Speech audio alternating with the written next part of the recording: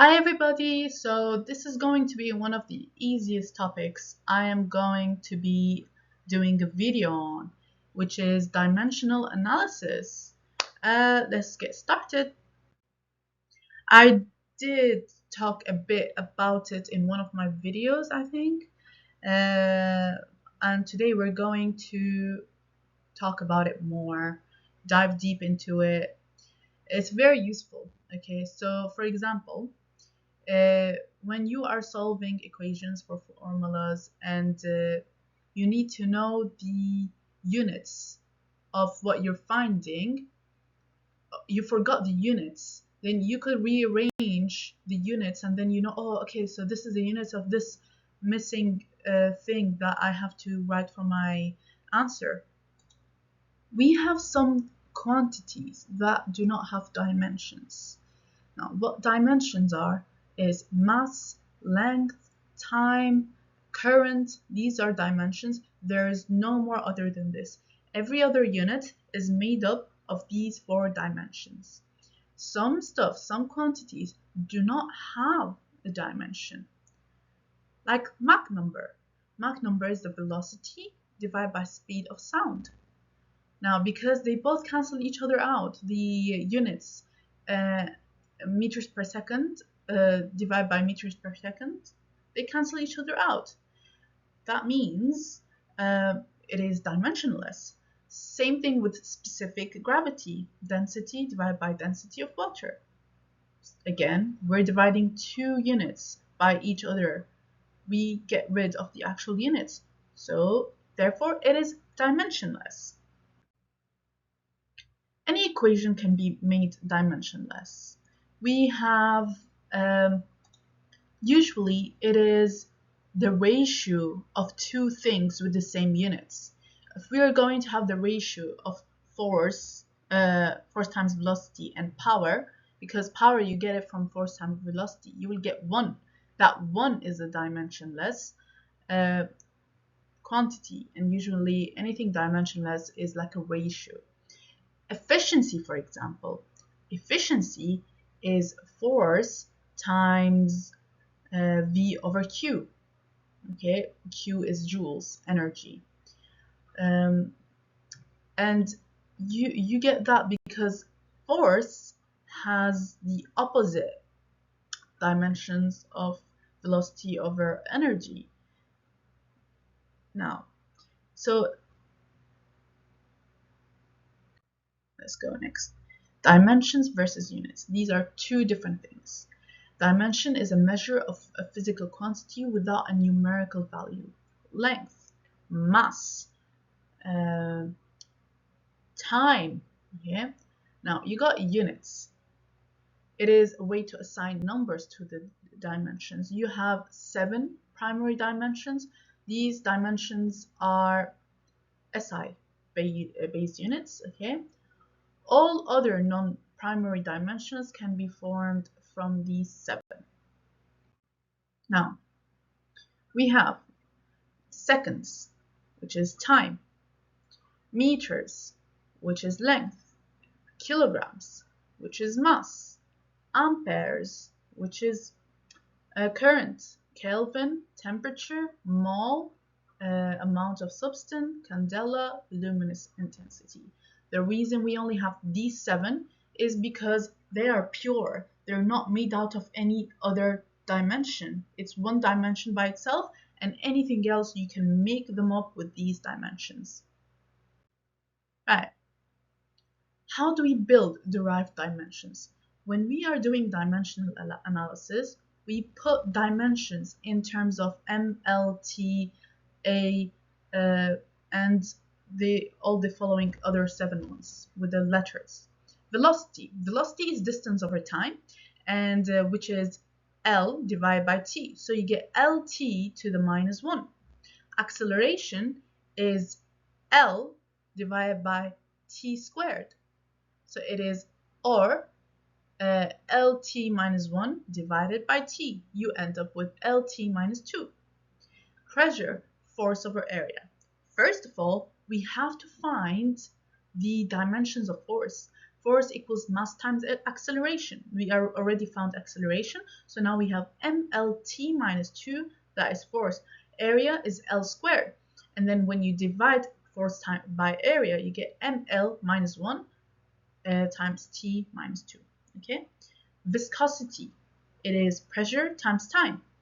And you do the same thing. You find pressure, which is force over area, and which we already found out. Then you multiply it by time. Every term must match. Okay. We have something called dimensional homogeneity. We have to make sure equations are dimensionally consistent. Kinetic energy must give you an answer in terms of joules, and joules always must be ml squared t minus 2. That's something you will be knowing. So if you have half mv squared, if it gives you that dimensions, that means it should be same with every other energy. So potential energy, you get mgh, then you get the same dimensions. That means it is dimensionally consistent. Now, we have 4 numbers that we should always know. We have talked about the Mach number, velocity over speed of sound. We have talked about Reynolds number before in one of our previous videos, which is just inertial divided by viscous forces, rho c L over mu. And then we got drag coefficient. We also talked about it in the previous videos. All we do is we arrange the drag force formula, and then we get Euler number. Now Euler's number, we haven't talked about it yet. It's just pressure drop divided by dynamic pressure. Now, proving if something is dimensionless. It is so similar in terms of how we do it. How do we prove Reynolds number is dimensionless? We take the formula. We know that the formula is rho CD over mu.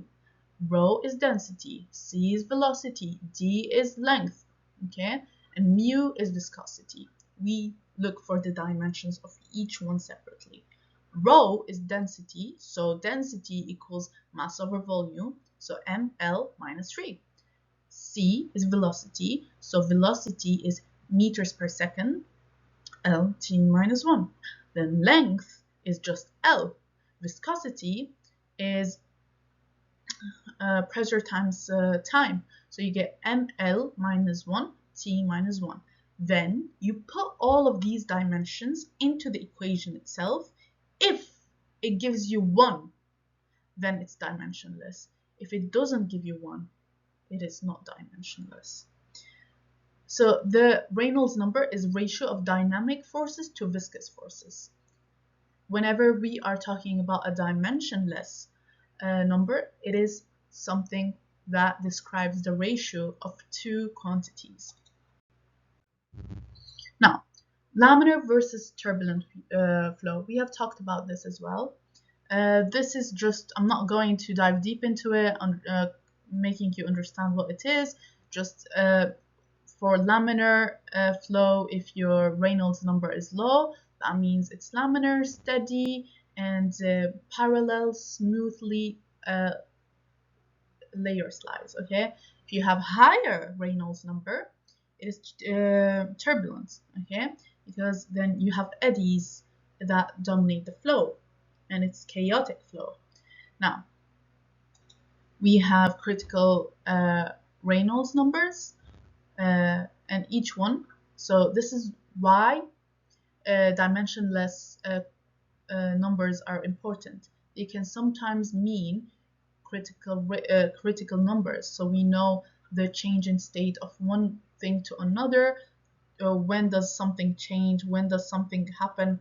As you see here in the Reynolds number form. Same thing we have for Euler number, lift, and drag coefficient, as you see on the slide. Now, what happens if we scale the model to real world? This is what we have been using these dimensionless numbers for. Geometrical similarity, so how all lengths are identically in proportion. So these numbers, the proportion, again, ratio. Kinematics similarity, velocity proportional to the velocity of something else. Mach numbers, dynamic similarity, all of these things.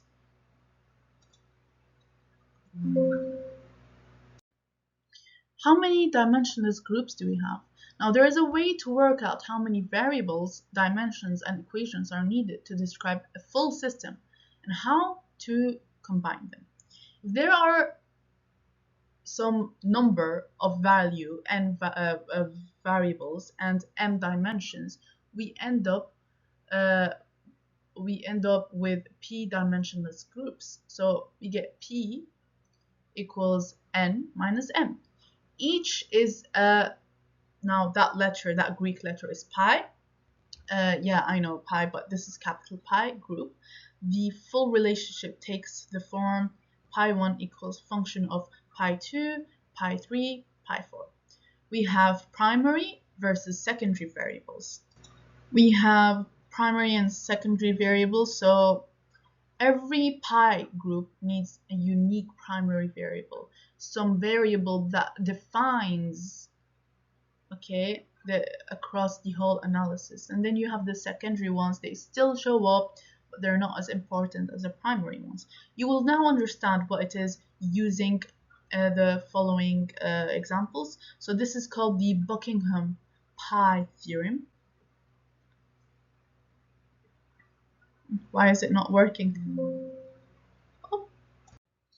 How do we select the primary variables? If any variable, okay, share identical dimensions, pick one of them as primary. Example, between length and diameter, choose only one. Okay, if you have length and diameter that has been repeated in one equation, one group, you choose only one of them as your dimension. Then you make sure the primary variables contain all the dimensions between them. So together they must span the full dimensional space. And do not select very common, widely used variables as primary. They're often needed in every group, so keep them secondary. Setting up the problem, okay? Now, flow down a pipe depends on 6 variables, okay?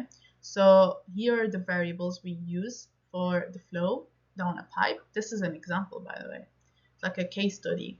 You got diameter, dimension L, length, dimension L, pressure drop, dimension ml minus 1, t minus 2, velocity lt minus 1, density ml minus 3, viscosity ml minus 1, t minus 1. How many n variables do we have? Now, variables here are 6. Now, n is the dimensions. How many dimensions do we have here? 3, m, l, and t. So what we do is 6 minus 3, which gives you 3. Therefore, we have 3 dimensionless groups, such that pi1 equals function of pi2, pi3. Another example is the force convention. This is something we haven't covered yet. If you have already, so you might understand what this is. Its force convention in a circular pipe depends on 7 variables and 4 dimensions. Again, to find the number of dimensionless groups we have, we do 7 minus 4, that gives us 3. These 3 are Nusselt number, we haven't done that yet.